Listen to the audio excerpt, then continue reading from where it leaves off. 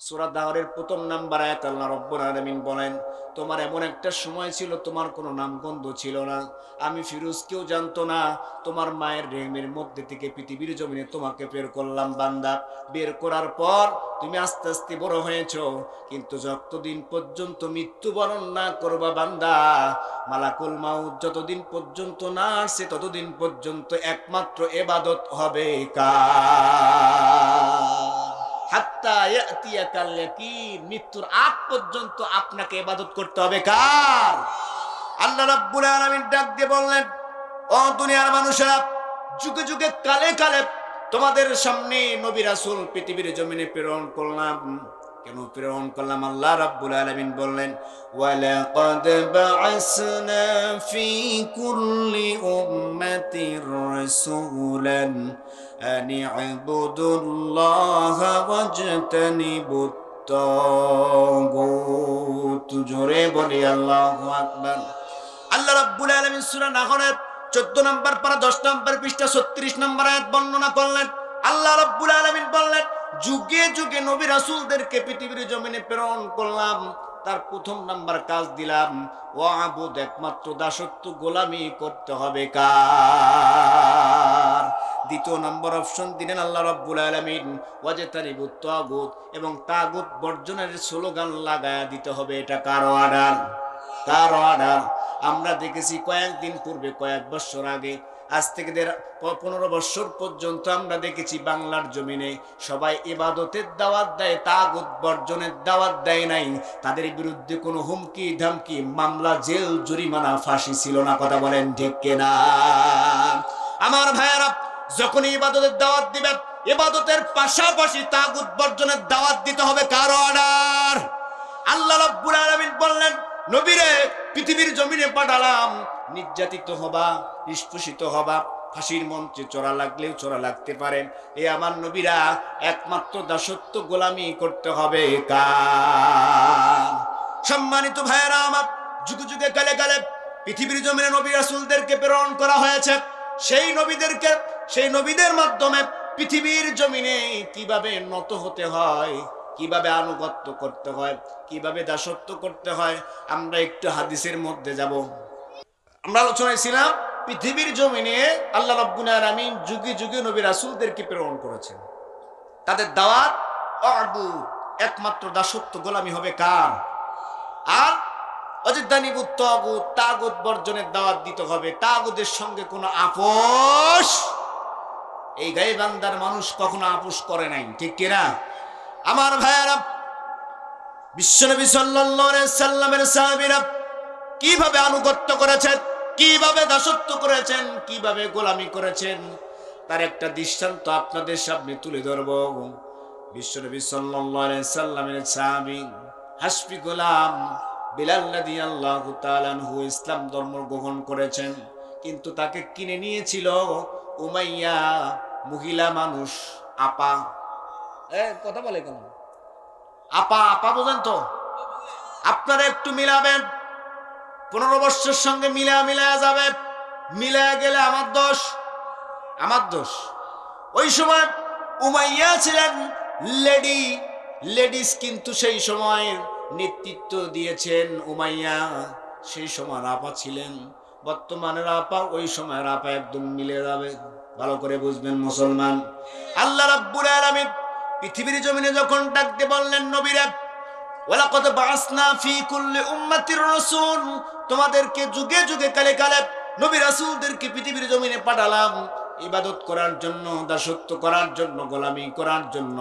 সেই সময় কাফের মুশরিক বেঈমানদের বিরুদ্ধে যে স্লোগান লাগায়া দিয়েছিলেন, লা ইলাহা ইল্লাল্লাহু মুহাম্মাদুর রাসূলুল্লাহ সাল্লাল্লাহু আলাইহি ওয়াসাল্লাম, বিশ্বনবী সাল্লাল্লাহু আলাইহি সাল্লাম যখন দাওয়াতের কাজ শুরু করলেন, কয়েকজন সাহাবী ইসলামী স্টেটে চলে আসলেন। তার মধ্য থেকে বেলাল রাদিয়াল্লাহু তাআলা আনহু, হাসবি গোলাম, কালো কুসকুসে বেলাল রাদিয়াল্লাহু তাআলা আনহু। এই বেলাল রাদিয়াল্লাহু তাআলা আনহুকে কিনে নিয়েছিলেন গোলাম হিসাবে উমাইয়া। এই মহিলা তাকে কিনে নিয়েছিলেন টাকা দিয়া। উমাইয়া যখন জানতে পারলেন তার সৈন্যবাহিনীদেরকে বললেন, আমরা শুনলাম বিলাল রাদিয়াল্লাহু তাআলা আনহু চুপে চুপে ইসলাম ধর্ম গ্রহণ করেছে। ও আমার সৈন্যবাহিনীরা, একটু তদন্ত নাও, তদন্ত নিয়ে একটু রিপোর্টটা আমাকে জমা দাও। বিলাল রাদিয়াল্লাহু তাআলা আনহুকে ডাকা হলো। বিলাল রাদিয়াল্লাহু তাআলা আনহুকে ডাক দিয়ে বললেন, বিলাল রে, আমার খাও, আমার পরো, আমার বাড়িতে থাকো। আমরা শুনলাম তুমি নাকি ইসলাম ধর্ম গ্রহণ করে ফেলেছো। বিলাল রাদিয়াল্লাহু তাআলা আনহু ডাক দিয়ে বললেন, কাউকে পরোয়া করে না, একমাত্র মাথাটা নোয়া দিয়েছে কার সামনে? আল্লাহর সামনে মাথাটা নোয়া দিয়েছে। আল্লাহ রব্বুল আলামিনের কালিমাটুকু শাহাদাত আঙ্গুল দিয়ে জানায়া দিলেন, লা ইলাহা ইল্লাল্লাহ মুহাম্মাদুর রাসূলুল্লাহ সাল্লাল্লাহু আলাইহি ওয়াসাল্লাম। বিলাল রাদিয়াল্লাহু তাআলা আনহুকে ডাক দিয়ে বললেন, বিলাল রে, আমার বাড়িতে খাও, আমার বাড়িতে থাকো, আমি তোমাকে কিনে নিয়েছি।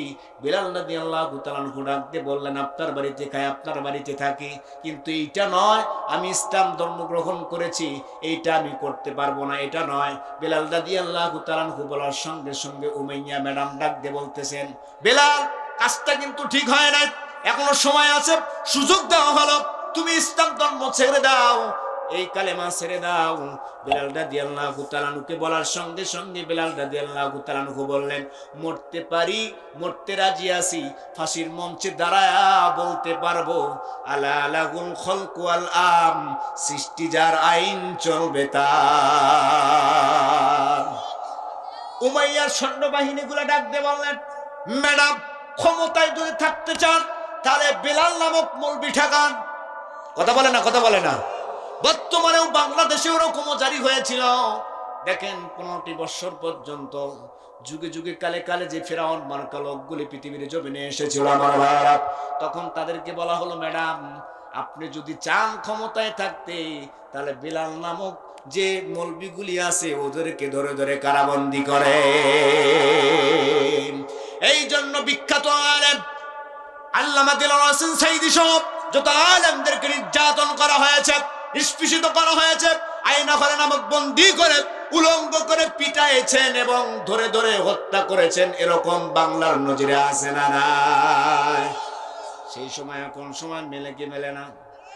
মেলে কি মেলে না? এই জন্য বললাম, কোরআন এবং হাদিস থেকে কথা বললে দিলটা ঠান্ডা হয়ে যাবে। আপনারা শেষ পর্যন্ত একটু থাকুন, গুরুত্বপূর্ণ মেসেজটা আপনাদের সামনে চলে আসবে। বিলাল রাদিয়াল্লাহু তাআলা আনহুকে ডাক দিয়ে বলা হলো, বিলাল, এখনো সময় আছে, সুযোগ দেওয়া হলো।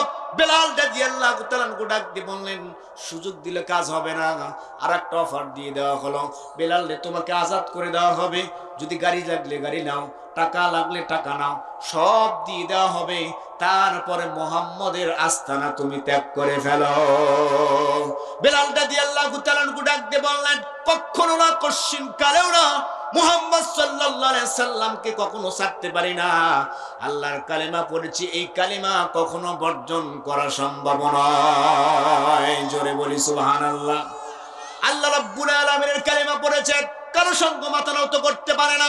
কিন্তু বর্তমানে বাংলাদেশেও আমরা নজিরে দেখেছি, আল্লামা দিলওয়ার হোসেন সাঈদীকে যখন জেলের মধ্যে নিয়ে যাওয়া হয়েছে, ওনাকে যখন বলা হলো, দিলওয়ার হোসেন সাঈদী, তোমাকে আমরা অনেকবার আমরা বলেছি, তোমার সব কিছু লাগলে নিয়ে নাও, ক্ষমতা লাগলে ক্ষমতাও দিয়ে দেব, তারপরও বাংলার জমিনে দিন কায়েমের আন্দোলনের কথা তুমি বলবা না।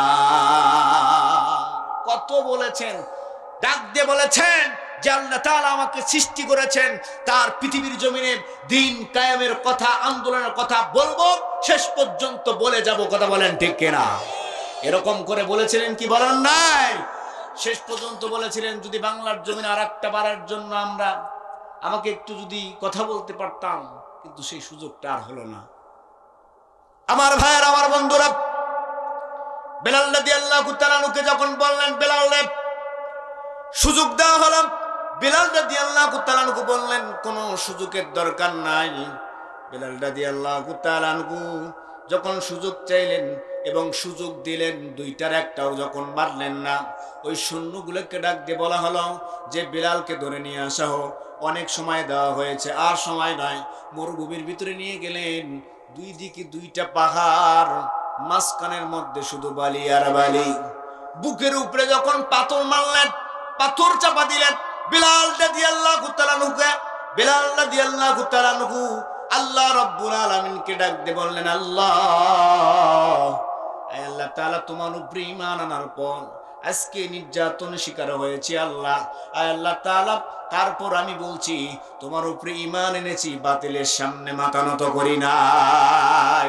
বিলাল রাদিয়াল্লাহু তাআলা আনহুকে এত নির্যাতন করা হলো, তারপরে বললেন, ম্যাডাম, কিন্তু শিকার হলে না, কি করা যায় ম্যাডাম?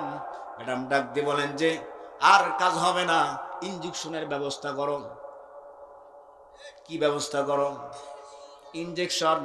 সেই সময় ছিল কাটা, এখনকার সময় হচ্ছে ইনজেকশন। কথা ভালো করে বুঝবেন। সহিহুল বুখারীর মধ্যে এসেছে বর্ণনাটি, বাবলা কাটা। এই বাবলা কাটা নামক যে কাটাটা আছে, কোন মানুষের কোন অঙ্গ প্রত্যঙ্গে যদি লেগে যায়, একদিন নয়, 2 দিন নয়, ৭০ দিন পর্যন্ত অন্তরের মধ্যে কিটকিট কিটকিট করে ব্যথা করে। কথা বলেন ঠিক কিনা? এই বাবলা কাটা সংরক্ষণ করা হলো। উমাইয়া ডাক দিয়ে বললেন, বিলালকে সামনের মধ্যে নিয়ে আসো। বিলাল রাদিয়াল্লাহু তাআলা আনহুকে চিৎ করে যখন শোয়ানো হলো, বিলাল রাদিয়াল্লাহু তাআলা আনহুর গলার মধ্যে পাড়া দিয়ে দেওয়া হলো। বিলাল রাদিয়াল্লাহু তাআলা আনহু ডাক দিয়ে বললেন, কাফেররা রে, আমাকে এত নির্যাতন করো, এত নিষ্পেষিত করো, তারপর আমি ইসলাম ছাড়বো না। গলার মধ্যে যখন পাড়া দিয়া ওই বিলাল রাদিয়াল্লাহু তাআলা আনহু জিহ্বাটা সামনের দিকে বের করে ফেলেছে, আমার ভাইয়ারা, ওই যে ম্যাডাম উমাইয়া বলেন যে বিলাল এখনো সময় আছে, ইসলামটা ছেড়ে দাও। বিলাল রাদিয়াল্লাহু তাআলা আনহু জিহ্বাটা বের করে দিয়েছে, নিঃশ্বাস নিতে পারতেছে না। উমাইয়া জিহ্বাটা টান ধরে ওই যে কাটাগুলি আছেন, বাবলা কাটা, ওই বাবলা কাটাগুলি এই জিহ্বার মধ্যে কাটাগুলি হানে, এপর ওপর করে দেয়। বিলাল রাদিয়াল্লাহু তাআলা আনহুর পুরা শরীর মুবারকটুকু রক্তে রঞ্জিত হয়ে যায়। বিলাল রাদিয়াল্লাহু তাআলা আনহু চিৎকার দিয়ে আল্লাহ রাব্বুল আলামিনকে ডাক দেন, আল্লাহ, এই মালিক, তোমার উপরে ঈমান এনেছি আল্লাহ, এই কারণে কাফের মুশরিক বেঈমানরা আমার যে জিহ্বাটা দিয়ে তোমাকে ডাকি এপর ওপর করে দিয়েছে তারা। উমাইয়া ডাক দিয়ে বললেন, বিলাল, এখনো সময় আছে, ইসলামটাকে ছেড়ে দাও, এখন তো আর তোমার আল্লাহর জিকির করতে পারবা না। বিলাল রাদিয়াল্লাহু তাআলা আনহু শেষ পর্যায়ে শাহাদাত আঙ্গুল উঁচা করে তাদেরকে জানায়া দেয়, তোমরা যত আমার জিহ্বাটা কেড়ে নাও না কেন, কিন্তু আমার আল্লাহ রাব্বুল আলামিনের জিকির আমার অন্তরে আছেন। আশহাদু আল্লা ইলাহা ইল্লাল্লাহু ওয়া আশহাদু আন্না মুহাম্মাদান আবদুহু ওয়া রাসূলুহু। শেষ করে দেব আমার ভাইয়ের, আমার বন্ধুরা, বিলাল রাদিয়াল্লাহু তাআলা আনহুকে নির্যাতন করা হলো। ওইদিকে সংবাদটা বিশ্বনবীর কাছে চলে গেলেন। বিশ্বনবী সাল্লাল্লাহু আলাইহি ওয়াসাল্লাম খবর শোনার সঙ্গে সঙ্গে আমার সাহাবা একরামদেরকে ডাক দিয়ে বললেন, আমার সাহাবারা রে, আমার বিলালকে নির্যাতন করে কোন সাহাবী আছো, কোন সাহাবী আছো, আমার সামনে চলে আসো, আমার বিলালকে আমাকে আমার সামনে আজাদ করে নিয়ে এসে দিতে পারবা। সাহাবা একরামরা তাড়াহুড়া করে তার মধ্য থেকে আবু বকর রাদিয়াল্লাহু তাআলা আনহু তার যে সৈন্যগুলি ছিল, তার যে সম্পদগুলি ছিল, এই সম্পদগুলি সবগুলা নিয়ে গিয়া উমাইয়ার সামনে চলে গেলেন। উমাইয়াকে ডাক দিয়ে বললেন, উমাইয়া রে, এ উমাইয়া, তোমার তো বড্ড ক্ষমতার লোভ, টাকার লোভ, এই যে নাও, এই বেলালের দাম 2 দিরহাম হতে পারে, কিন্তু এর চাইতে বেশি দিরহামে তোমাকে দিয়ে দিলাম, বেলালকে আমাকে দিয়ে দাও। জোরে বলি সুবহানাল্লাহ। তার আগে বিশ্বনবী সাল্লাল্লাহু আলাইহি সাল্লাম ডাক দিয়ে বললেন, আমার সাহাবারা, ও আমার সাহাবারা, তোমরা এমন একটা সংবাদ শোনো, বিলালকে কেউ যদি আজাদ করে দিতে পারো, যদি নিয়ে আসতে পারো উমাইয়ার কাছ থেকে, আমি ওয়াদা দিলাম আমার সঙ্গে তাকে করে জান্নাতে নিয়ে যাব। আর দেরি করলেন না, সাহাবায়ে কেরামরা জান্নাতের পাগল ছিল। আবু বকর দৌড়ে গিয়ে জান্নাত অর্জন করে ফেললো। জোরে বলি সুবহানাল্লাহ। সুবহানাল্লাহ বলবেন, আস্তে না জোরে? আমার ভাইয়েরা, এই জন্য ইসলামী আন্দোলন করতে গিয়া জীবনও যেতে পারে, ইসলামী আন্দোলন করতে গিয়া ফাঁসির মঞ্চ চললেও চলা লাগতে পারে, তারপরেও 1 ইঞ্চি বাতিলের সামনে মাথা নত করবো না। কথা বলেন ঠিক কিনা? আমার ভাইরা, আমার গাইবান্ধার ভাইরা, বিভিন্ন জায়গায় আমরা আলোচনার জন্য যাই। গাইবান্ধা এবং মিঠাপুকুরের কথা শুনলে তারা বলে, ও আপনারা গাইবান্ধার মানুষ, মিঠাপুকুরের মানুষ, দেখলেই তারা ভালোবাসে। সুবহানাল্লাহ বলতে পারবেন না? আমার ভাইরা, এই জন্য যদি মাথাটা নোয়া দিই আল্লাহর সামনে, এই মাথাটা কারো সামনে নোয়া যেতে পারে না। আমার ভাইরা, আমার বন্ধুরা, এই জন্য আল্লাহ রাব্বুল আলামিন বলেছেন, ইন্নাল্লাহা আশতারা মিনাল মুমিনিনা আনফুসাহুম ওয়া আমওয়ালাহুম বিআন্না লাহুমুল জান্নাহ يقاتلون في سبيل الله فيقتلون ويقتلون জোরে বলি আল্লাহু আকবার। আল্লাহ রাব্বুল আলামিন ডাক দিয়ে বললেন, দুনিয়ার মানুষেরা, ইবাদত করতে গিয়া, দাসত্ব করতে গিয়া, গোলামি করতে গিয়া যদি যুদ্ধের ময়দানে যাওয়া লাগে, তারপরে যাওয়া লাগবে কি লাগবে না? আল্লাহ রাব্বুল আলামিন ডাক দিয়ে বললেন, দুনিয়ার মানুষেরা, ইন্নাল্লাহা আশতারা, নিশ্চয় মুমিনদের কাছে আমি আল্লাহ রাব্বুল আলামিন ক্রয় করে নিয়েছি। কি ক্রয় করে নিয়েছি? জান এবং মাল, দুইটার বিনিময়ে আমি আল্লাহ রাব্বুল আলামিন তোমাদেরকে জান্নাত দিয়ে দেব। জোরে বলি সুবহানাল্লাহ।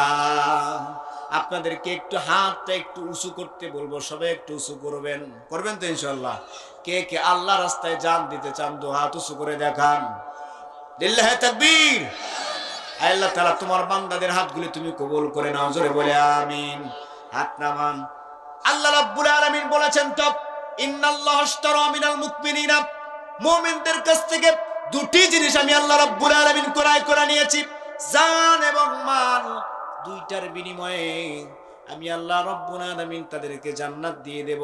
এখন আসেন তো, আল্লাহ রাব্বুল আলামিনকে আপনারা ডাক দিয়ে বললেন, আল্লাহ, জান এবং মালের বিনিময়ে আপনি কিন্তু জান্নাত কিনতে চান।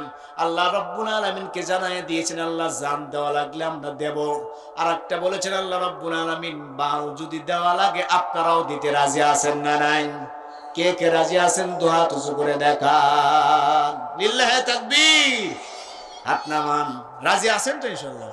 জান এবং মাল দুইটার বিনিময়ে আমরা আল্লাহ রাস্তায় প্রচেষ্টা চালাবো ইনশাআল্লাহ। বিশ্বনবী সাল্লাল্লাহু আলাইহি সাল্লাম একদিন একটা আয়াত কারিমা টুকু নাজিল করে দিলেন আল্লাহ রাব্বুল আলামিন। সেই সময় আমার রাসূল ডাক দিয়ে বললেন, আমার সাহাবারা, আল্লাহ রাব্বুল আলামিন এখনই আমার সামনে একটা আয়াত কারিমা নাজিল করে দিলেন। কোন আয়াত কারিমা? বিশ্বনবী সাল্লাল্লাহু আলাইহি সাল্লাম ডাক দিয়ে বললেন, লান তানালুল বিররা হাত্তা তুনফিকু মিম্মা তুহিব্বুন। জোরে বলি আল্লাহু আকবার। আল্লাহ রাব্বুল আলামিন ডাক দিয়ে বললেন, হে নবী, আপনি আপনার উম্মতদেরকে জানায়া দেন। কি জানায়া দেন? সবচাইতে যে জিনিসটাকে মানুষ বেশি ভালোবাসে, সেই জিনিসটা যদি আল্লাহ রাস্তায় না দান করতে পারে, ওই মানুষটা কখনো কোনোদিন মুমিন বান্দা হতে পারবে না। আপনারা কি মুমিন হতে চান? আপনারা কি মুমিন হতে চান?